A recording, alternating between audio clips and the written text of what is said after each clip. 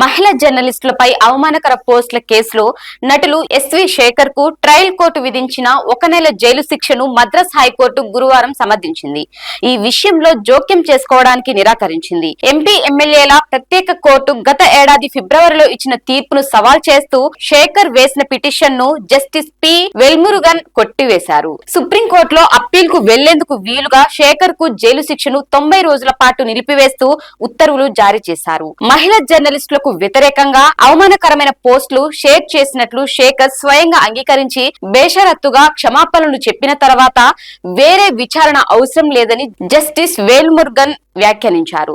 తాను షేర్ చేసిన సందేశాన్ని వేరే ఎవరో రాశారని, సరిగ్గా చదవకుండా అనుకోకుండా షేర్ చేశానని పిటిషనర్ చెప్పడాన్ని న్యాయమూర్తి తప్పుపట్టారు. ఫేస్బుక్ లో మీకు వచ్చిన ప్రతి దాన్ని షేర్ చేస్తారా అని ప్రశ్నించారు. షేర్ చేసిన పోస్ట్ లో ఉన్న కంటెంట్ చాలా జుగుప్సుకరంగా ఉందని, తమిళనాడు రాష్ట్రంలో ఉన్న మొత్తం మీడియాను అవమానించే విధంగా ఉందని న్యాయమూర్తి పేర్కొన్నారు. 2018 ఏప్రిల్ 19న శేఖర్ చేసిన పోస్టులకు వ్యతిరేకంగా ఈ కేసు నమోదైంది.